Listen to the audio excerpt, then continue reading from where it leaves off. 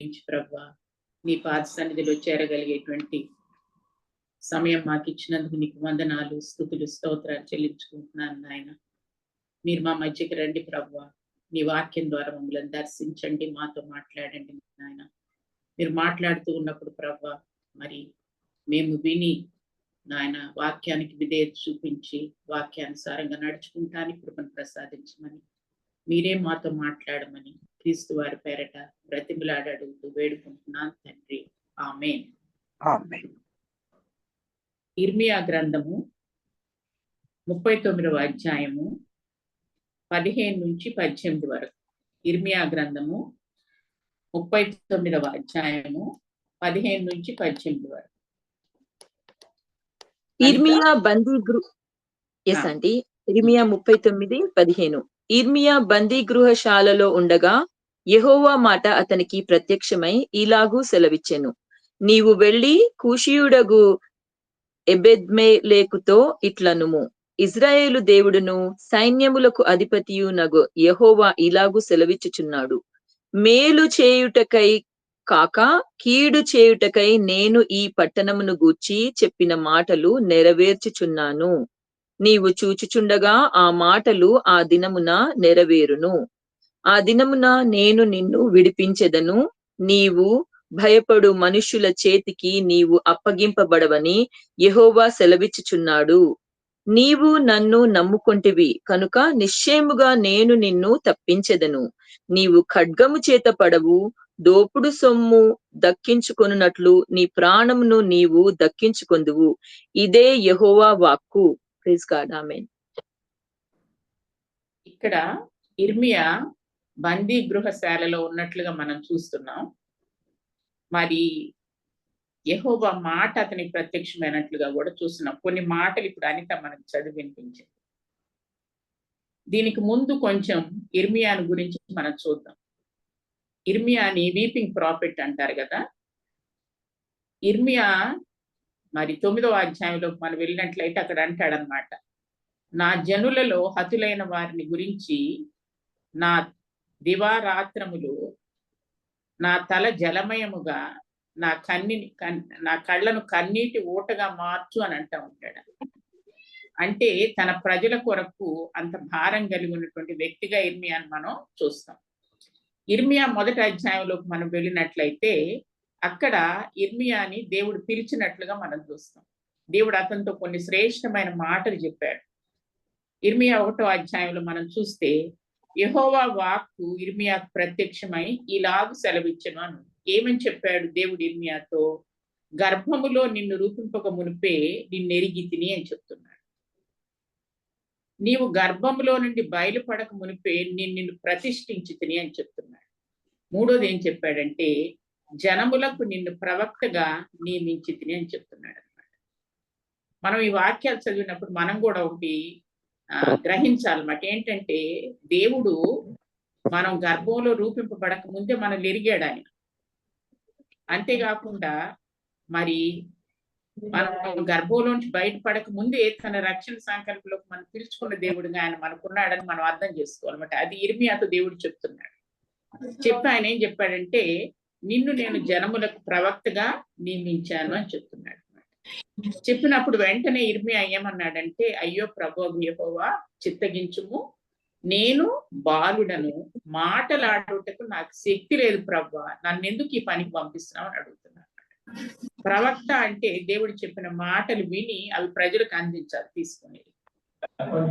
ఇర్మియా ఆ టైంలో చాలా చిన్నవాడు, అందుకని అంటున్నాడు నాకు అసలు మాట్లాడటానికే శక్తి లేదు ప్రభువా అని చెప్తున్నాడు. చెప్పినప్పుడు అప్పుడు ఏమన్నాడంటే దేవుడు అయిన యెహోవా, నేను బాలుడనను అనవద్దు అంటున్నాడు. నేను బాలుడనని అనద్దు, నువ్వు బాలుడు అయినంత మాత్రాన నా పని చేయకుండా అదొక లిమిటేషన్ నీకు ఉండబోట్లేదని చెప్తున్నాడు. తర్వాత నేను నిన్ను పంపు వారి యొద్దకు నువ్వు వెళ్ళాలి, నేను నీకు ఆజ్ఞాపించిన సంగతులు కూడా వారికి చెప్పాలి అని చెప్పాడు. It is a command. దేవుడు ఇస్తున్నాడు ఆ కమాండ్. ఆయన నువ్వు వెళ్ళాలి, నేను ఆజ్ఞాపించింది కూడా చెప్పాలన్నాడు. అంతేకాకుండా మరి ఎవరి దగ్గరికి ఇర్మియా వెళ్ళబోతున్నాడంటే రాజుల ముందు నిలబడబోతున్నాడు, అధిపతుల ముందు నిలబడాలి, మరి యాజకుల ముందు నిలబడాలి, యూదా జనాంగం ముందు నిలబడి దేవుడు చెప్పిన మాటలు వాళ్ళకి చెప్పాలి. అందుకని దేవుడు ఏమంటున్నాడంటే, వారికి భయపడకుము, నిన్ను విడిపించుటకు నేను నీకు తోడై ఉండును. ఇర్మియాకు తెలుసు అప్పుడు ఉన్నటువంటి యూదా దేశంలో ఉన్నటువంటి ప్రజలు ఎంత వికెట్గా ఉన్నారో ఆయనకు తెలుసు, రాజు మొదలుకొని సామాన్య మానవుడుగా. దేవుడు చెప్పమన్న మాటలు ఖండెం చేసే మాట్లాడకి వెళ్ళి చెప్తే వాళ్ళు ఒప్పుకోకపోవచ్చు, ఇర్మియాకి హాని కూడా చేయొచ్చు. కానీ దేవుడు ముందే చెప్తున్నాడు అనమాట. ఏమంటున్నాడంటే, మరి నీవు వారికి భయపడద్దు, నిన్ను విడిపించుటకు నేను నీకు తోడై ఉన్నాను అని చెప్పాడు. అంతేకాకుండా ఇర్మియాను పంపించబోయే ముందు యెహోవా చెయ్యి చాపి అతని నోటిని ముట్టాడంట. ముట్టి ఇంకేం చెప్పాడంటే, ఇదిగో నేను నీ నోట నా మాట ఉంచి ఉన్నాను. దేవుని మాటలు ఇర్మియా నోట్లో పెట్టాడు దేవుడు. తర్వాత జనముల మీదను రాజ్యముల మీదను నిన్ను నియమించి ఉన్నాను అంటున్నాడు. జనముల మీద రాజ్యాల మీద నేను నియమించాను అంటున్నాడు. మనం ఇర్మియా గ్రంథం అంతా చదివితే ఇర్మియా 3 రాజుల టైంలో ఆయన ప్రవక్తగా అక్కడ ఉన్నట్టుగా మనం చూస్తాము. మరి ఆయన అనేక దేశాల గురించి కూడా ప్రవచనాలు చెప్పినట్లుగా మనం చూస్తాం. ఆ ప్రవచనాలు అన్ని కూడా నెరవేరినట్లుగా కూడా మనం చూస్తాం అన్నమాట. అయితే ఇర్మియా మరి తాను దేవుని వాక్యాన్ని 40 సంవత్సరాలు, ఒక ప్రవక్తగా 40 సంవత్సరాలు యూదా జనాంగం మధ్య ఆయన పరిచయం చేశాడు అనమాట. అయితే ఆయన చెప్పేటువంటి దేవుని వాక్కు వినటానికి ఇశ్రాయేలీయులు సుముఖత చూపించలేదు.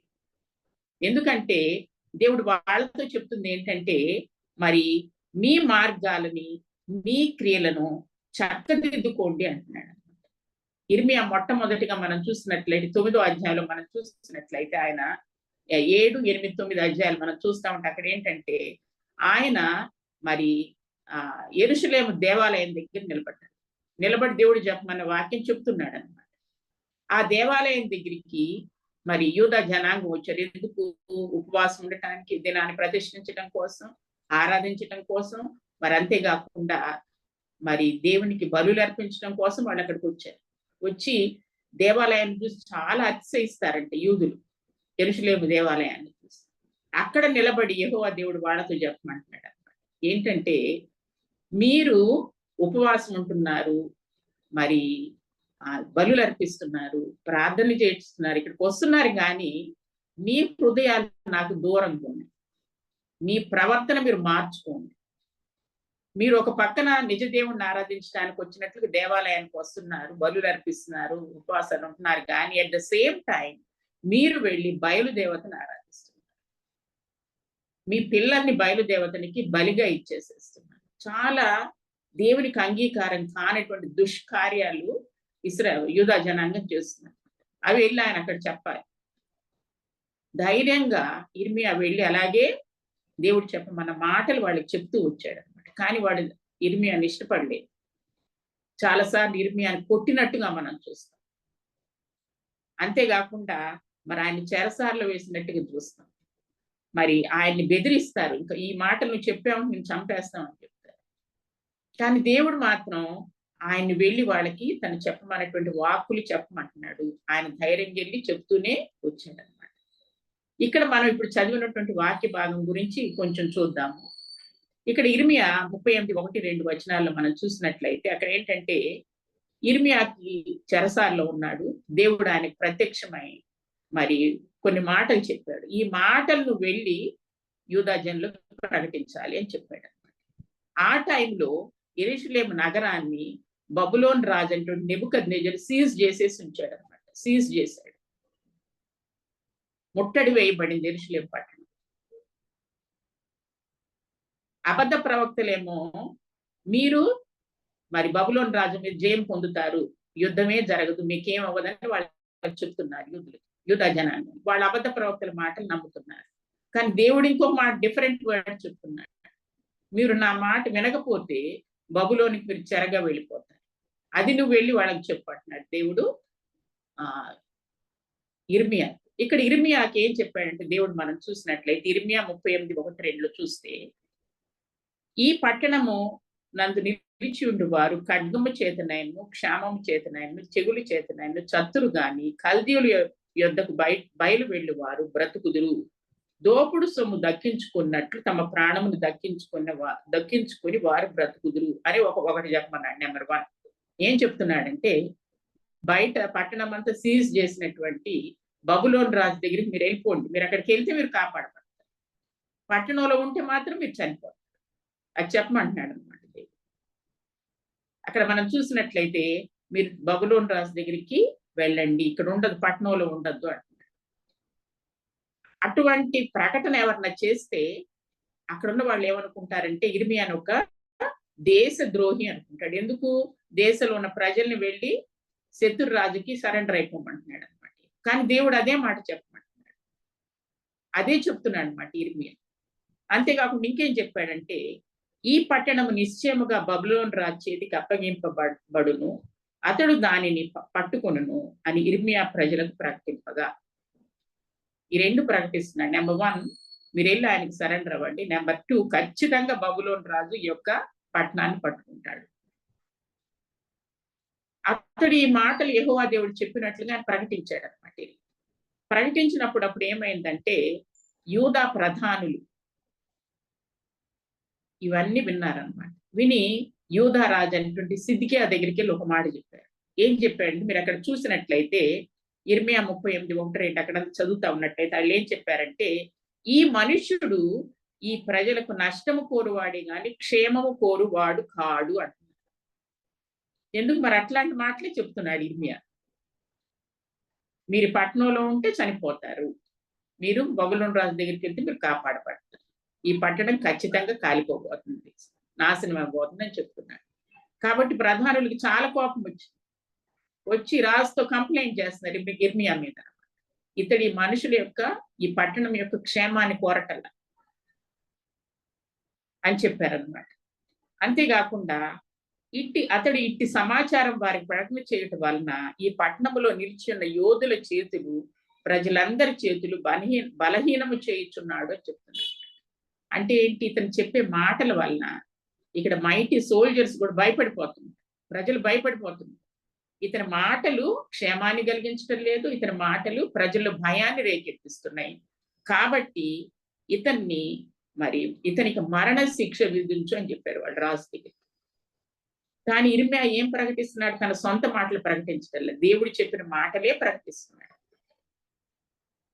మైండ్ యువర్ వేస్ అని చెప్తున్నాడు. దేవుడు చెప్పినట్లుగా మీరు చెయ్యండి అని, దేవుని మాటకి విధేయత చూపించండి అని చెప్తున్నాడు. కానీ అవి వాళ్ళకి ఎలాగున్నాయంటే వాళ్ళకి కీడు తెచ్చే మాటల్లా కనపడుతున్నాయి అన్నమాట.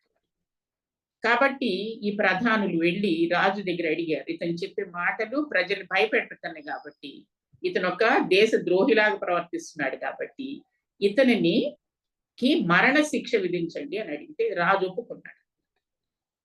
అతను మీ చేతుల్లో ఉన్నాడు, మీ ఇష్టం వచ్చింది చేయండి అని చెప్పి రాజు ఇర్మియా విషయము ఆ అధిపతులకు అప్పగించినప్పుడు వాళ్ళు ఏం చేశారంటే 38వ అధ్యాయము 6వ వచనం మనం చూసినట్లయితే అక్కడ ఏమని ఉంటుందంటే, వారు ఇర్మియాను పట్టుకొని కారాగృహములోనున్న తాళ్లతో ఉన్న గోతిలోనికి తాళ్లతో దింపిరి, అందులో నీళ్లు లేవు, బురద మాత్రమే ఉండేది. ఇక్కడ వీళ్ళకి ఈ పట్టణంలో ఉన్న ప్రధానులకి ఇర్మియా మీద ఎంత కోపం ఉందంటే, వాళ్ళు అతన్ని చంపటానికి చాలా క్రూయల్ పద్ధతిని ఉపయోగిస్తున్నారు. ఏం చేశారంటే, ఇర్మియాని తీసుకొని వెళ్ళి అక్కడ ఒక బురదున్న గొయ్యి ఉందండి, సిస్టర్న్ అంటారు దాన్ని ఇంగ్లీష్ లో. అందులోపలికి ఆ గోతిలోకి అతని తాళతో దించేసేసారు, బురదలోకి దించేసేసారు అనమాట ఇర్మియా. అందులో నీళ్లు లేవు, బురద మాత్రమే ఉంది. ఇర్మియా బురదలో దిగబడిపోయాడు ఇంకంతే. అంటే అర్థం ఏంటి? ఇప్పుడు ఇర్మియా ఆ బురదలో కూరుకుపోతాడు. ఒకవేళ బురద గాని మరి ఎండిపోతుంటే అతని శరీరం ఏమవుతుంది? ప్రెస్ అయిపోతూ ఉంటుంది ఆ బురద. అంతేకాకుండా ఎండకి ఎండాలి, వానకు తడవాలి, అతనికి ఆహారం కూడా ఉండదు. అట్లాంటి కఠినమైన శిక్ష ఇర్మియాకి విధించారు. అప్పుడు ఇర్మియా ఎంత కృంగిపోయి ఉంటాడో కదా. దేవుడైతే వాగ్దానం చేశాడు, నేను తప్పిస్తాను అని. ఇక్కడ పరిస్థితి చూస్తే అట్లా లేదు. ఇక తనను విడిపించడానికి ఎవరు కూడా మరి దగ్గరికి రావటానికి వీలు లేని రీతిగా అతన్ని శిక్షించినట్లుగా మనం ఆ బురద ఉన్నటువంటి ఆ గోతిలోకి దించేసేసారు.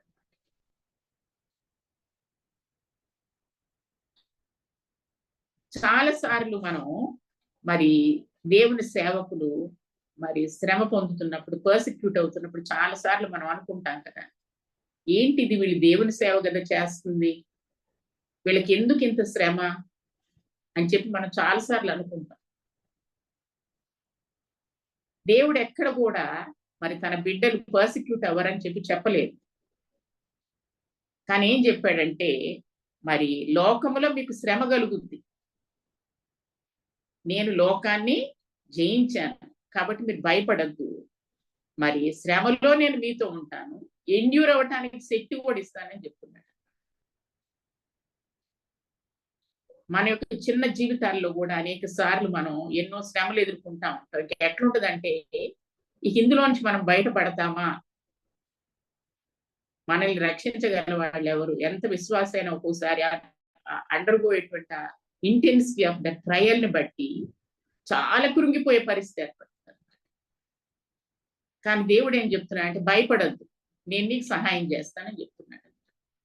ఇర్మియాకు ఆల్రెడీ వాగ్దానం చేశాడు. ఏమని వాగ్దానం చేశాడంటే, ఇర్మియా 15:21లో మరి నిన్ను రక్షించుటకు, నిన్ను విడిపించుటకు నేను నీకు తోడయ్యుందును, నిన్ను రక్షిస్తానికి, నిన్ను విడిపించడానికి నేను తోడయ్యుందును, కాబట్టి వారు నీ మీద యుద్ధము చేదురు గాని నిన్ను జయించకపోదురని యెహోవా సెలవిచ్చుచున్నాడు. దుష్టుల చేతిలో నుండి నిన్ను విడిపించదును, బలాత్కారుల చేతిలో నుండి విమోచించదును అనే వాగ్దానం ఆల్రెడీ ఇర్మియాకు దేవుడు ఇచ్చాడు. కానీ ఇప్పుడు పరిస్థితి చూస్తే ఎలా ఉంది, ఇర్మియాకు తప్పించుకునేటువంటి మార్గమే లేనిటువంటి చోట ఆయన దిగబడిపోయి ఉన్నాడు అన్నమాట, ఆ బురదలో. అయితే దేవుడు ఆయన అక్కడ విడిచిపెట్టేశాడా, చేసిన వాగ్దానాన్ని ఆయన మర్చిపోయాడా? లేదు, మర్చిపోలేదు. ఆయన మరి ఇర్మియాను రెస్క్యూ చేయడానికి మరి రాజు యొక్క ప్యాలెస్ లోనే ఒక అధికారిని సిద్ధం చేయించాడు. ఆయన పేరే ఇందాక తను చదివింది కదా, కూషీయుడగు ఎబెద్మెలెకు ఆయన పేరు. ఎబెద్మెలెకు ఒక ఆఫ్రికన్ మరి అఫీషియల్ ఇన్ కింగ్స్ ప్యాలెస్ అన్నమాట. మరి యూదా దేశంలో ఆ యెరూషలేం పట్టణంలో ఉన్న వాళ్ళందరూ కూడా ఇర్మియాకు వ్యతిరేకమే. ఇర్మియా చనిపోతే బాగుండని అనుకున్న వాళ్ళు అందరూ. ఎందుకు? ఇర్మియా ఏమి తప్పు చేయలేదు, దేవుని వాక్కు ఏం చెప్పమంటే అదే వెళ్ళి వాళ్ళతో చెప్పాడు. వాళ్ళు బబులోని చెరకు వెళ్ళిపోకుండా ఉండాలంటే, దేవునికి లోబడితే దేవుడు వాళ్ళ విషయంలో కనికరం చూపిస్తాడు. మీ మెండ్ యువర్ వేస్, అదే చెప్తున్నాడు. అది వాళ్ళకి నచ్చలేదన్నమాట. మీరు మెండ్ చేసుకోకపోతే దేవుని ఉగ్రత కూడా ఇలా ఉండబోతుందని చెప్పాడు. అది ఇంకా కోపం తెప్పించుకోవాలి. అయితే దేవుడు ఇర్మియాను ఆ గోతిలో విడిచిపెట్టకుండా ఆయన మరి కూషీయుడకు ఎబెద్మెలకు అనేటువంటి ఈ యొక్క ప్యాలెస్ అఫీషియల్ ని ఇర్మియాను రెస్క్యూ చేయటానికి దేవుడు ఉపయోగించాడు అనమాట. అతనికి ఏం దేవుడు చెప్పల, నువ్వు వెళ్ళి ఇర్మియాను రక్షించని చెప్పలేదు. కానీ కూషీయుడకు ఎబెద్మెలకు మరి దేవుని యందు భయభక్తులు కలిగిన వ్యక్తి. ఇర్మియా మరి దేవుని ప్రవక్త అని అతనికి తెలుసు, దేవుడు చెప్పమన్నదే అతను చెప్తున్నాడని అతనికి తెలుసు అన్నమాట. కాబట్టి ఇర్మియాని గోతిలోకి దింపేసిన విషయం ఈ ఎబెద్మెలకు విన్నప్పుడు వెంటనే అతను రాజు దగ్గరికి వెళ్ళి వేడుకుంటున్నాడంట. అసలు ఎబెద్మెలకు ఇర్మియా గురించి వేడుకోవాల్సిన అవసరం ఉందా? He safe and sound in the palace. కానీ దేవుని ప్రవక్త మరి అటువంటి క్రూరమైనటువంటి మరణశిక్ష విధింపబడిందని తెలిసినప్పుడు అతన్ని రక్షించాలని ఇతను నిర్ణయించుకున్నాడు అనమాట. ఎందుకంటే ఇతను కూడా దేవుని యందు భయభక్తులు కలిగిన వ్యక్తి కాబట్టి మరి 38వ అధ్యాయం 9వ వచనంలో మనం చూసినట్లయితే ఈ ఎబెద్మెలకు రాజు దగ్గరికి వెళ్ళి మనవి చేసుకుంటున్నాడు అనమాట. 38:9వ వచనం ప్లీజ్ రీడ్ అనిత. 38:9. రాజా, నా ఏలినవాడా, ఆ గౌతిలో వేయబడిన ఇర్మియా అను ప్రవక్త ఎడల ఈ మనుష్యులు చేసినది యావత్తును అన్యాయము. అతడున్న చోటను అతడు ఆకలి చేత చచ్చును. పట్టణంలోనైనను ఇంకను రొట్టెలేమియూ లేవు. Thank you. కాబట్టి ఈ ఎబెద్మెలకు ఏ మాత్రం భయపడకుండా రాజు దగ్గరికి వెళ్ళాడు. ఎందుకు? ఎబెద్మెలకు తెలుసు, రాజే పర్మిషన్ ఇచ్చాడు ఇప్పుడు ఇర్మియాను గోతిలో వేయటానికి. ఇప్పుడు రాజు దగ్గరికి వెళ్ళి మాట్లాడితే రాజు కోపం కూడా రావచ్చు. అయినప్పటికీ ఎబెద్మెలకు భయపడలేదు అనమాట. అతను వెళ్ళి చెప్తున్నాడు, రాజా నా ఏలినవాడా, మరి ఇర్మియాను ప్రవక్త ఎడల ఈ మనుషులు చేసింది యావత్తు అన్యాయము అంటున్నాడు. ఎందుకు అన్యాయం అంటున్నాడు? ఇర్మియా తన సొంత మాటలు ఏమి ప్రజలతో చెప్పలేదు, యెహోవా దేవుడు ఆజ్ఞాపించిన మాటలే చెప్తున్నాడు ఆయన. ఆ మాటలు వాడికి నచ్చడం లేదన్నమాట. దేవుని మాటలకు విధేయత చూపించడానికి యూదా జనాంగం ఇష్టపడలేదు. దేవుడు ఏం కోరుకుంటున్నాడు? తన మాటలు విని దానికి విధేయత చూపించాలని దేవుడు కోరుకుంటున్నాడు. అందుకనే మనం చూస్తాం కదా, మరి ఎవరైతే మరి ఎవడు దీనుడై నలిగిన హృదయం గలవాడే నా మాట విని వణుకుచుండును వానినే నేను దృష్టించుచున్నాను అంటున్నాడు దేవుడు. దేవుని మాటలు మనం విన్నప్పుడు మనం దీనత్వంతో ఆ మాటల్ని ఎంతో విధేయతతో అంగీకరించాలి. అట్లాంటి వాళ్ళని దేవుడు దృష్టిస్తాడు. ఇంగ్లీష్ లో ఏమని ఉంటుంది అంటే లుక్ ఆన్ విత్ ఫేవర్ అంటాడు అనమాట. దేవుని ఫేవర్ పొందుకుంటారు. కానీ ఇక్కడ యూదా దేశంలో ఉంటుండే ప్రజలు దేవుని మాటకి ఏ మాత్రం భయపడలేదు. దేవుని మాట చెప్పిన వ్యక్తినే చంపేయడానికి వీళ్ళు ప్రయత్నం చేస్తున్నారు. దేవుని మాట మన దగ్గరికి వచ్చినప్పుడు మనం హౌ వీఆర్ రెస్పాండింగ్ అనేది కూడా మనం చాలా సార్లు మనం ఆలోచించాలన్నమాట. దేవుని మాట విని విధేయత చూపిస్తున్నామా, లేకపోతే దేవుని మాట విని విధేయత చూపిస్తున్నామా? దేవుని వాక్యం చదివినప్పుడు దేవుడు మనతో మాట్లాడుతూ ఉన్నప్పుడు మనం విధేయత చూపిస్తున్నామా లేదా? విధేయత చూపిస్తే అది మనకి మేలు. ఇప్పుడు యూదా దేశంలో ఉంటుండే ప్రజలు విధేయత చూపించలేవాడు, ఇంకా దుర్మార్గంగా ప్రవర్తించారు. అందుకనే వాళ్ళు బబులోను దేశానికి చెరకెళ్ళిపోయారు. కానీ విధేయత చూపిస్తే మాత్రం దేవుని మాటకి దేవుడు మరి మనల్ని మన మీద దృష్టి నుంచి కనికరం చూపిస్తానన్నాడు. అంతేకాకుండా ద్వితీయోపదేశ కాండము 5:32-33 కూడా మనం చూసినట్లయితే అక్కడ కూడా మీరు కుడికి గాని ఎడమకు గాని తొలగకూడదు నా మాట నుంచి. మీరు నా మాట విన్నట్లయితే మీరు ఆ దేశంలో క్షేమంగా బ్రతుకుతారు, దీర్ఘాయుష్తో ఉంటారని దేవుడు ఇశ్రాయేలులకు వాగ్దానం చేశాడు. కానీ ఇక్కడ ఈ ప్రజలు అలా దేవుని మాట వింటలేదు. మనం కూడా మన జీవితాల్లో మనం క్షేమంగా నెమ్మదిగా ఉండాలి అని అంటే దేవుని మాటకి మనం విధేయత చూపించే వాళ్ళంగానే ఉండాలి. తర్వాత ప్రోవర్బ్స్ 3:1 మనం చూసినట్లయితే అక్కడ కూడా ఏమంటాడంటే సొలొమోను రాజు, నా కుమారుడా నా ఉపదేశములను మరువకుము, నా ఆజ్ఞలను హృదయపూర్వకముగా గైకొనుము, అవి దీర్ఘాయువును సుఖజీవమును గడుచు సంవత్సరములను శాంతిని నీకు కలుగజేయను. దేవుని మాట కంట మనం మరవకుండా ఆజ్ఞల్ని హృదయపూర్వకంగా గైకొంటే మనకి 3 బ్లెస్సింగ్స్ అంటున్నాడు అక్కడ. అవేంటి? దీర్ఘాయువు, సుఖ జీవనంతో గడుచు సంవత్సరాలు, శాంతి ఇస్తాడు. దేవుని మాటకు మనం రెస్పాండ్ ఎంత చక్కగా విధేయత చూపించగలిగిన వాళ్ళంగా ఉండాలి. ఇక్కడ యూదా జనులు విధేయత చూపించకుండా ఇర్మియానే చంపేయటానికి ప్రయత్నం చేసినప్పుడు ఇప్పుడు ఎబెద్మెలకు వెళ్ళి రాజుని అడుగుతున్నాడు అన్నమాట. అప్పుడు రాజు ఏం చేశాడంటే మరి ఆ రాజుని ఏం చెప్పాడంటే, నువ్వు 30 మంది మనుషులు తీసుకుని వెళ్ళి ఇర్మియా నా గోతిలోంచి బయటికి లాగమని చెప్పాడు అన్నమాట రాజు. ఇక్కడ మనం చూసినట్లయితే మరి ఎబెద్మెలకు ఇర్మియాను గురించి చెప్పిన మాటలు విని రాజుకు కోపం రావచ్చు, అతను ఎబెద్మెలకును ఉద్యోగంలో నుంచి కూడా తీసేయచ్చు, అతన్ని కూడా శిక్షించవచ్చు. కానీ ఎబెద్మెలకు వాటి ఏటికి భయపడలేదు. ఎందుకు? అతను దేవునికి మాత్రమే భయపడే వ్యక్తి ఉన్నాడు. ప్రవక్తను ఆ బురద గుంటలో నుంచి కాపాడటమే తన లక్ష్యంగా పెట్టుకున్నాడు. దేవుని కొరకు పనిచేస్తున్నాడు అనమాట ఆయన.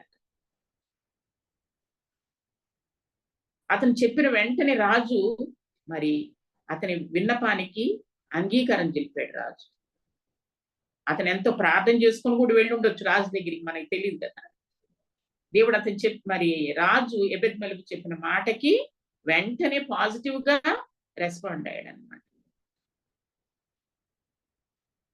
మరి ప్రావర్బ్స్ 21:1 ఏమని ఉంటుందంటే, యెహోవా చేతిలో రాజు హృదయం నీటి కాలువలాగున్నది, ఆయన తన చిత్తవృత్తి చొప్పున దాన్ని తిప్పుతాడని రాయబడింది.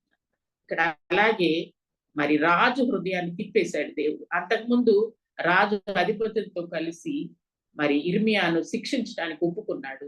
ఇక్కడ ఏం చేస్తున్నాడంటే, మరి ఎబెద్మెలకు చెప్పిన మాట విని ఇర్మియాను రక్షించడానికి ఒప్పుకుంటున్నాడు అనమాట రాజు. ఇక్కడ ఎబెద్మెలకు మరి దేవుడు తనకిచ్చినటువంటి ఆ ప్యాలెస్ లో తనకిచ్చినటువంటి పొజిషన్ ని, తన ఇన్ఫ్లుయెన్స్ ని అన్నిటినీ దేవుని కొరకు ఉపయోగించినట్లుగా మనం చూస్తున్నాం. ఉపయోగించి ఇర్మియాను కాపాడటానికి అతను ఎంతో ప్రయత్నం చేశాడు. రాజు దగ్గర నుంచి మళ్ళీ పర్మిషన్ తీసుకున్నాడు. అప్పుడు రాజు ఏం చెప్పాడంటే, 30 మంది మనుషులను వెంటబెట్టుకుని వెళ్ళి ప్రవక్త అయిన ఇర్మియాను చావక ముందు ఆ గోతిలో నుండి తీయించుము అని చెప్పాడు. ఇర్మియాకి ఇచ్చిన పనిష్మెంట్ ఒక మరణ శిక్ష అన్నమాట. ఇంకా గోతిలోనే అతను ఇదైపోయి చనిపోవాలి.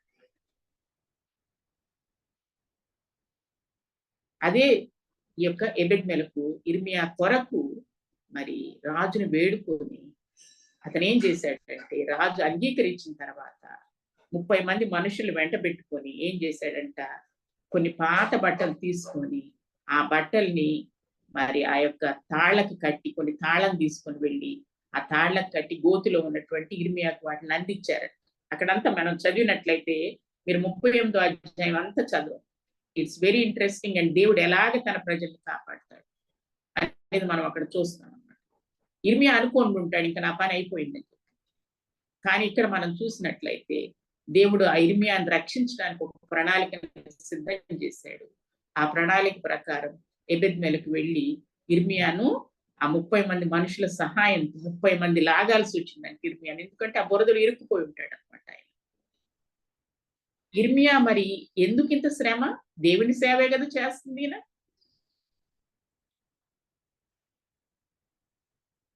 దేవుడు ఎంత కనికరం కలిగిన దేవుడు అంటే, ఇర్మియా శ్రమ పడ్డ పర్వాలేదు కానీ ఆ యోధా జనాంగం ఆ యొక్క దుష్టక్రియలు విడిచిపెట్టి దేవుని తట్టు తిరిగి మరి దేవుని ఉగ్రత నుంచి తప్పించుకోవాలని దేవుడు ఎంతో ఆశపడుతున్నాడు.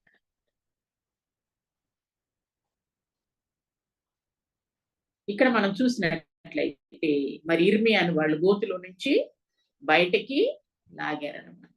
ఆ బురదలో నుంచి అతను బయటికి లాగారు. ఆ బురద గోతిలో చనిపోవటానికి దేవుడు అంగీకరించలేదు. అతన్ని రక్షించడానికి దేవుడు ఎబెద్మెలకుని పంపించడం వల్ల ఇర్మియాను ఆ గోతుల నుంచి బయటికి లాగటం జరిగిందనమాట. మరి ఎబెద్మెలకు గుర్తించింది ఏంటని మనం ఇక్కడ చూసినట్లయితే, దేవుడు చెప్పమన్న మాటే ఇర్మియా చెప్తున్నాడు. ఇర్మియా దేవుని ప్రవక్త అని అతను నమ్మాడు. తెలుసు కాబట్టి ఇర్మియాను రక్షించడానికి ముందుకెళ్ళాడు అనమాట. రాజుతో మనవి చేయటానికి అతను ధైర్యం చూపించిన వాడిగా మనకి ఇక్కడ కనబడుతున్నాడు అనమాట. మన జీవితాల్లో మనల్ని దేవుడు కొన్ని ప్రదేశాల్లో పెట్టినప్పుడు దేవుని ప్రజలు శ్రమ అనుభవిస్తున్నప్పుడు మనం చేయగలిగిన సహాయం చేయడానికి మనం సిద్ధంగా ఉండాలి. నాకెందుకులే, నాకు తెలియదులే అనుకుంటానికి వీలు లేదనమాట. తప్పకుండా వాళ్ళకి సహాయం చేయవలసిన వాళ్ళంగా ఉన్నాం.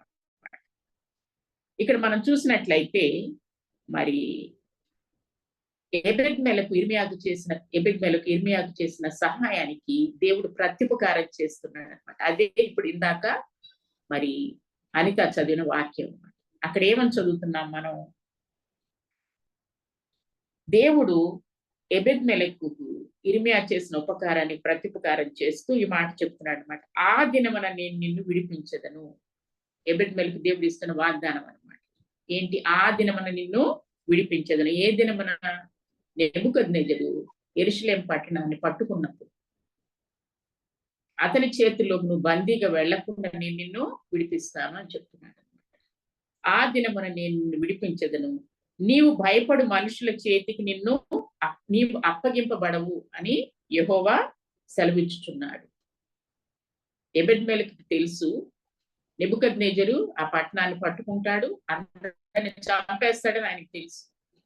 కానీ దేవుడు ఏం చెప్తున్నాడంటే, నిన్ను నేను విడిపిస్తాను, నువ్వు భయపడే వాళ్ళ చేతులకి నేను నిన్ను అప్పగించును అని వాగ్దానం చేస్తున్నాను. తర్వాత నీవు నన్ను నమ్ముకొంటివి గనుక నిశ్చయముగా నిన్ను తప్పించదు. దేవుడు ఏమంటున్నాడు ఎబెద్మెలకుతో? నీవు నన్ను నమ్ముకున్నావు. దేవుడు నమ్ముకున్న వాళ్ళకి ఎటువంటి ఆశీర్వాదాలు ఉంటాయి అనేది మనం ఇర్మియా 17:7-8 చదువుతాం. అక్కడ ఏముంటదంటే, యెహోవా నమ్ముకున్న వాడు ధన్యుడు, యెహోవా వానికి ఆశ్రయముగా ఉండును అని అక్కడ రాయబడింది. దేవుడు ఏమంటున్నాడు ఎబెద్మెలకుతో? నీవు నన్ను నమ్ముకున్నావు కాబట్టి నేను నీకు ఆశ్రయంగా ఉండబోతున్నానని చెప్తున్నాడు. అదే వాక్యం ఇర్మియా 17:7-8 మనం చదివితే అదే అన్నమాట. నువ్వు మనంగాని యెహోవాను నమ్ముకుంటే మనం ధన్యులం, ఆయనే మనకు ఆశ్రయంగా ఉంటాడు. ఎబెద్మెలకుకు అదే చెప్తున్నాడు అన్నమాట దేవుడు. నీవు నన్ను నమ్ముకొంటివి గనుక నిశ్చయముగా నిన్ను తప్పించదను. నీవు ఖడ్గము చేత పడవు, దోపుడు సొమ్ము దక్కించుకున్నట్లు నీ ప్రాణము నీవు దక్కించుకోండు అని చెప్తున్నాడు. నీవు ఖడ్గం చేత పడవు, ఎవరు నిన్ను చంపరు, నీ ప్రాణాన్ని నేను కాపాడుతానని చెప్పాడు. దేవుడు ఎందుకు ఈ యొక్క అద్భుతమైనటువంటి వాగ్దానం దేవుడు ఎబెద్మెలకుకి ఇచ్చాడు? ఎందుకు ఇచ్చాడంటే, అతడు ఇర్మియాను మరణించకుండా ఆ గోతిలో నుంచి బయటికి రాగటానికి తను చేయవలసినటువంటి ప్రయత్నం అంతా చేశాడు. తన ప్రాణాన్ని కూడా అడ్డం పెట్టినట్టుగా మనం అక్కడ అర్థం చేసుకోవచ్చు అన్నమాట. అందుకని దేవుని వాక్యంలో హెబ్రీ 6:10 మనం చూసినట్లయితే ఒక చక్కని వాక్యం ఉంటుంది. Hebrew 6:10. Can you read Anitha? yes aunty. Hebrews 6:10. మీరు చేసిన కార్యమును మీరు పరిశుద్ధులకు ఉపచారము చేసి ఇంకను ఉపచారము చేయుచుండుట చేత తన నామమును బట్టి చూపిన ప్రేమను మరచుటకు దేవుడు అన్యాయస్తుడు కాడు. For God is not unrighteous to forget your work and labor of love which ye have showed toward his name, in that ye have ministered to the saints and do minister. Praise God. ఇక్కడ ఏమన్నది వాక్యం? తన నామమును బట్టి చూపిన ప్రేమను మర్చిపోవటానికి దేవుడు అన్యాయస్తుడు కాదంట. ఎబెద్మెలెకు మరి దేవుని యందు విశ్వాసం ఇచ్చిన వ్యక్తి కాబట్టి, దేవుని ప్రేమించిన వ్యక్తి కాబట్టి ఇర్మియాకు ఉపకారం చేశాడు అన్నమాట. ఇర్మియాకు ఉపకారం చేశాడు. అందుకని దేవుడు అతను చేసిన ఉపకారాన్ని మర్చిపోలేదు. మనం పరిశుద్ధులకు దేవుని బిడ్డలకు చేసేటువంటి ఉపకారాన్ని దేవుడు మర్చిపోడు, దానికి తప్పకుండా ప్రత్యుపకారం చేస్తాడు. దేవుని వాక్యలు ఎంతో మందిని అలా చదువుతాం కదా. రాహాబ్ అనేటువంటి వేశ్య, ఆమె ఏం చేసింది? ఎరుకో పట్టణంలో యెహోషువ పంపించినటువంటి వేగుల వాళ్ళకి తన ఇంట్లో రక్షణ కల్పించింది. రాజు దగ్గర నుంచి ఆమెకు కబురు వచ్చింది, నీ ఇంటికి వేగుల వాళ్ళు వచ్చారని తెలిసి వాళ్ళని అప్పగించమని. కానీ ఆమె అప్పగించల. యెహోవా దేవుడు చేసిన అద్భుత కార్యాలన్నీ ఆమె విన్నది, దేవుని యందు విశ్వాసం ఇచ్చింది, ఆ వేగుల వాళ్ళని ఆమె కాపాడింది. దేవుడు ఆమెకి ఏం ప్రత్యుపకారం చేశాడు? ఎరుకో పట్టణంలో ఉన్న వాళ్ళందరూ నశించిపోయారు, కానీ రాహాబు ఆమె కుటుంబం మాత్రం రక్షింపబడ్డారు. అలాగే మనం చూస్తాం కదా, ఏలియా సారెపతు విధవరాల దగ్గరికి దేవుడు పంపించాడు. ఆమె ఏలియా తన గృహంలో చేర్చుకున్నందుకు మరి ఆ యొక్క కరువు కాలం అంతా ఆమె కుటుంబం వాళ్ళంతా పోషింపబడ్డారు. ఆమె కుమారునికి మరి మరణకరమైన రోగం వచ్చి అంటే చనిపోయిన పరిస్థితి ఏర్పడినప్పుడు ఏలియా దేవుని సన్నిధిలో ప్రార్థించినప్పుడు ఆ కుమారుడు బ్రతికినట్లుగా మనం చూస్తాం. అట్లాగే మరి షునేమీయురాలు ఎలీషా ఒక దైవజనుడిని విశ్వసించి తన ఇంట్లో చేర్చుకుందాయని. దానివల్ల దేవుని వల్ల ఏం ఉపకారం పొందుకుందా? ఆమె సంతానహీనురాలు. అట్లా ఆమెకి సంతానంగా ఒక కుమారుడు కలిగాడు. ఆ కుమారుడు చనిపోయినప్పుడు ఆ కుమారుని మళ్ళీ ఎలీషా బ్రతికించాడు. ఇదంతా మనం దేవుని వాక్యాలు చూస్తాం కదా. కాబట్టి ఇక్కడ మనం చూస్తుంది ఏంటంటే, దేవుడు మనకి సాయంత్రం చెప్తుంది ఏంటంటే, నా నామాన్ని బట్టి మీరు నా బిడ్డలకి ఉపకారం చేస్తే నేను ఎప్పుడూ మర్చిపోను, దానికి నేను ప్రత్యుపకారం చేస్తాను అని చెప్తున్నాడు. ఎప్పుడు కూడా విశ్వాసంగా మనం దేవుని బిడ్డలకు సహాయం చేయడానికి సిద్ధంగా ఉండాలి. ఇక్కడ ఇంకొక వాక్యం కూడా మనం చూస్తాం ఏంటంటే, గలతీయులకు రాసిన పత్రిక 6వ అధ్యాయం 9-10 వచనాలు మనం చూసినట్లయితే, గలతీ 6:9-10. మనము మేలు చేయుట యందు విసుకక యుందుము. మనము అలయక మేలు చేసి మేని తగిన కాలమందు పంట కోతుము. కాబట్టి మనకు సమయము దొరికిన కొలది అందరి ఎడలను విశేషముగా విశ్వాస గృహమునకు చేరిన ఎడల మేలు చేయుదము. And let us not be weary in well doing, for in due season we shall reap if we faint not. As we have therefore opportunity, let us do good unto all men, especially unto them who are of the household of faith. Praise God. చూసారు ఇక్కడ ఏముందో, ఇక్కడ ఏమనుంది, మనము మేలు చేయటం యందు విసుకొక యుందము అంటారు. విశ్వాసంగా మనం ఏం చేయాలి, మేలు చేయాలి, ఎప్పుడు మేలు చేసే వాళ్ళని ఉండాలి. సమ్ టైమ్స్ మనం రిస్క్ కూడా తీసుకోవాల్సిన అవసరం వస్తుంది. ఎబెద్మెలెకులా రిస్క్ తీసుకోవాల్సి వస్తుంది. అయినప్పటికీ మనం తోటి విశ్వాసులకి, ముఖ్యంగా సెయింట్స్, దేవుని పరిచర్య చేసేటువంటి వ్యక్తులకి మనం మేలు చేయటంలో విసుగకూడదు అనమాట. ఎందుకంటే అక్కడ ఏమని రాసిందంటే, మనము అలయక మేలు చేస్తే నేను తగిన కాలమందు పంట కోతుమను. ఏంటప్ప అంటే దేవుడి నుంచి శ్రేష్టమైన ప్రత్యుపకారం పొందుకుంటాం అన్నమాట. ఎబెద్మెలకు ఇక్కడ దేవుడి నుంచి గొప్ప బహుమానం పొందుకున్నాడు. ఏంటది? ఒకవేళ మరి ఇక్కడ బబులోన్ రాజు ఆ యెరూషలేము పట్టణాన్ని పట్టుకున్నప్పుడు ఎబెద్మెలకు తప్పించుకోబోతున్నాడు. అతన్ని దేవుడు కాపాడబోతున్నాడు. అతని ప్రాణాన్ని కాపాడబోతున్నాడు. మనం అలయక మేలు చేస్తే మేము తగిన కాలం అందు పంట కోతుము. కాబట్టి మనకు సమయము దొరికిన కొలది అందరి ఎడలను విశేషముగా విశ్వాస గృహమునకు చేరిన వారి ఎడలను మనము మేలు చేయుదము అంటున్నాడు. ఎవరికి మేలు చేయాలంటే విశేషంగా విశ్వాస గృహానికి చేరిన వారి ఎడల మేలు చేయుదము అంటున్నాడు. విశ్వాసులు మేలు చేయటంలో ముందుండాలి, మేలు చేయటంలో విసుకక ఉండాలన్నమాట. మనం చేసిన ఉపకారానికి దేవుడు తప్పకుండా దానికి ప్రత్యుపకారం చేస్తాడు. తన నామాన్ని బుట్టి చూపిన ప్రేమను మర్చిపోవటానికి దేవుడు ఎప్పుడు కూడా అన్యాయస్తుడు కాదు అని అంటున్నాడు. అందుకని పౌలు కూడా మరి 2 తిమోతి 1:16-18 వరకు ఒనేసిం అనే ఒక ఆయన గురించి చెప్తాడన్నమాట. ఆ ఒనేసిం అనేటువంటి వ్యక్తి పౌలు అంట రోమాలో చెరసాలలో ఉన్నప్పుడు పౌలు కోసం అంత వెతికాడంట. చెరసాలలో ఎక్కడున్నాడంటే, చెరసాలలో ఉన్న వ్యక్తులు వెతకటానికి ఎవరైనా వెళ్తారు అసలు మామూలుగా? అక్కడ పౌలు ఒక కాన్విక్ట్ లాగా ఉన్నాడు అనమాట చెరసాల. అయితే ఆయన కొరకంట అతను వెతికాడంట. ఆ సంఖ్యలను గురించి అతను సిగ్గుపడక నన్ను వెదకి కనుగొని అనేక పర్యాయములు నన్ను ఆదరించాడు. ఒనేసిము పౌలు చెరసాలు ఎక్కడున్నాడని వెతికి సిగ్గుపడకుండా పౌలు విషయంలో అతను అనేక పర్యాయాలు ఆదరించాడు. అంతేకాకుండా పౌలు ఎఫెస్ అనే ప్లేస్ లో పరిచర్య చేస్తున్నప్పుడు అక్కడంట అతనికి ఎంతో ఉపచారం చేశాడు అని పౌలు ఏమంటాడంటే, ఆ మరియు అతడు ఎఫెసులో ఎంతగా 18వ వచనం చదవాలాక చదువు.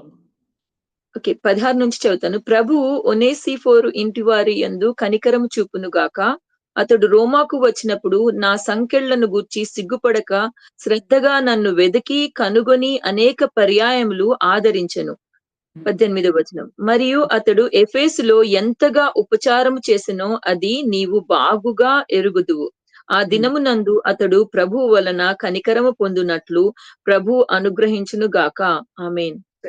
ఏమంటున్నాడు? ఇంత నాకు పరిచర్య చేశాడు కాబట్టి ఆ దినమందు అంటే ప్రభు వచ్చినప్పుడు, ఆయన బహుమానాలు ఇచ్చేటప్పుడు, అప్పుడు ప్రభు నుండి అతడు కనికరం పొందుకును గాక అంటున్నాడు.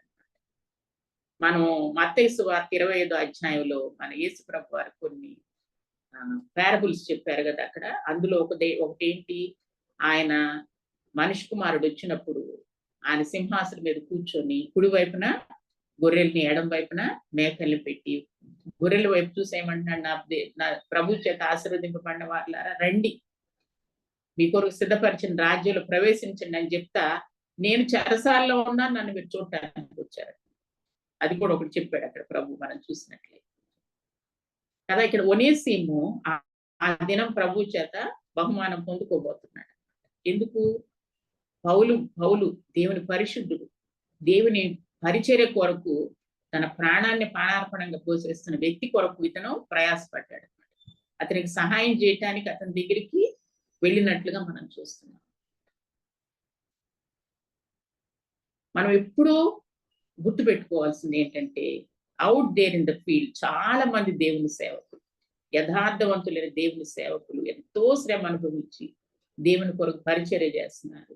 వాళ్ళ కొరకు మనం ఉపకారం చేసేవాళ్ళు అనుకుంటారు. అది దేవుడు కోరుకుంటున్నాడు మన దగ్గర నుంచి. వాళ్ళకి ఏ విధంగా సహాయం చేయగలం అనేది ఆలోచించాలి. మొట్టమొదటిగా వాళ్ళ కొరకు మనం ప్రార్థన చేయాలి. రెండోది మనం చేయగలిగినటువంటి ఆర్థిక సహాయం వాళ్ళకి చేయాలి, తప్పకుండా చేయాలన్నమాట. మూడోది మనల్ని దేవుడు ఏదైనా ఒక అధికారంలో మనం ఉంచితే ఏ రీతిగా అధికారాన్ని ఉపయోగించుకొని ఆ టైంలో మనం వాళ్ళకి సహాయం చేయగలం అనేది కూడా మనం చూడాలన్నమాట. అది దేవుడు మన దగ్గర నుంచి కోరుతున్నాడు అనమాట. ఇర్మియాలో ఈ అబెద్మెలెకు గురించి మీరు చదివారో లేదో నాకు తెలియదు, కానీ ఇది నేను చదివినప్పుడు చాలా ఆశ్చర్యపోయాను. This man he risked his life, his position, everything. ఎందుకు? దేవుని ప్రవక్తని ఆ యొక్క గోతిలోంచి బయటకు వెళ్ళాలి. మనం కూడా దేవుని ప్రజలకు ఉపకారం చేసే వాళ్ళంగా ఉండాలని చెప్పి దేవుడు కోరుతున్నాడు. చివరిగా ఒక్క మాట చెప్పి నేను ముగిస్తాను. మరి దేవుడు ఇర్మియాని ఎలాగైతే మరి యూదా ప్రజల దగ్గరికి పంపించి వాళ్ళు తమ మార్గాలు దిద్దుకోవాలని చెప్పి, దేవుని ఉగ్రత నుంచి తప్పించుకోవాలని చెప్పి ఆయన మరలా వాళ్ళకి చెప్పించాడు ఇర్మియా చేత కదా. ఎందుకు? వాళ్ళు మరి క్యాప్టివ్స్ కి వెళ్ళిపోవటం దేవుడికి ఇష్టం లేదు. వాళ్ళ దుర్మార్గతలో మరణించడం ఆయన వాళ్ళకి ఇష్టం లేదు. వాళ్ళు మరి తప్పు మార్గాల నుంచి వెనక్కి తిరిగి దేవుడి దగ్గరికి రావడం ఆయనకి ఇష్టం. అందుకని ఇర్మియాని దేవుడు ఆ యూదా ప్రజల దగ్గరికి ప్రవక్తకి పంపించాడు. మన కొరకు యేసు ప్రభువాన్ని పరలోకపు తండ్రి ఈ లోకంలోకి పంపించాడు కదా. హెబ్రీయులకు రాసిన పత్రిక 1:1 ఏమని ఉంటది?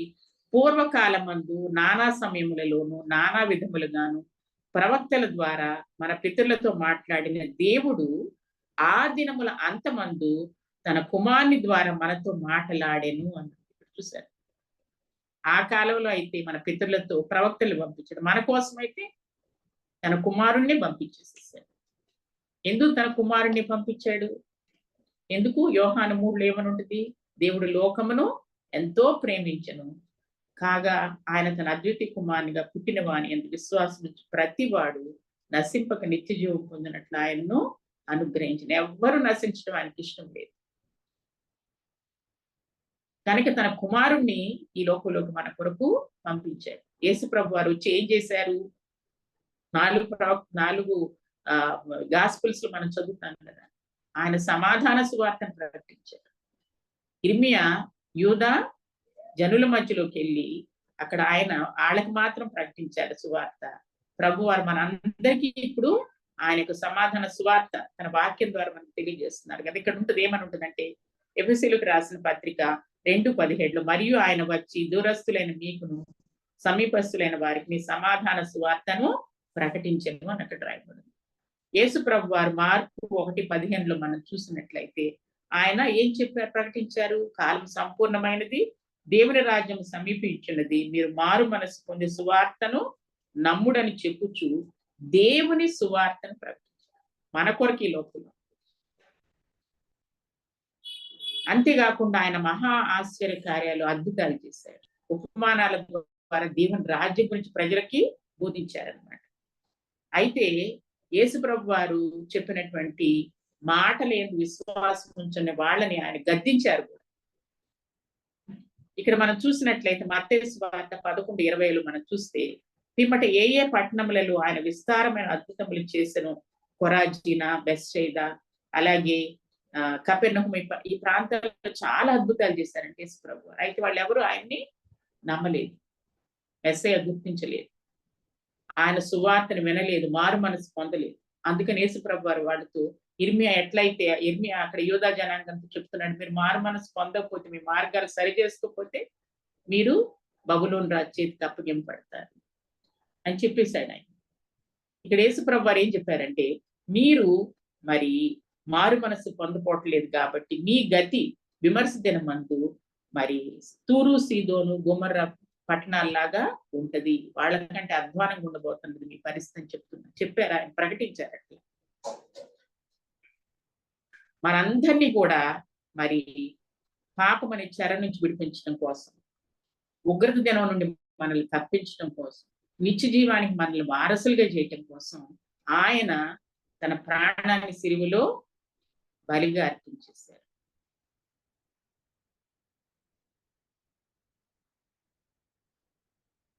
కదా, మరి ఇంతగా మనల్ని ప్రేమించిన మన ప్రభువుని మనం ఎంతగా హత్తుకోవాలి, ఎంతగా ఆయన మాటకి విధేయత చూపించాలి. ఆయన వచ్చే దినానికి ఆయనలాగా ఉండటానికి మనం ఈ లోకంలో ఉండగా మనం ఎలాగ ప్రార్థనలో, వాక్యంలో, విశ్వాసంలో ఎదగాలి, అదే దేవుడు కోరుకుంటున్నాడు అనమాట. అలాగ ఉండటానికి దేవుడు మనందరికీ సహాయం చేయను గాక. ఆమేన్.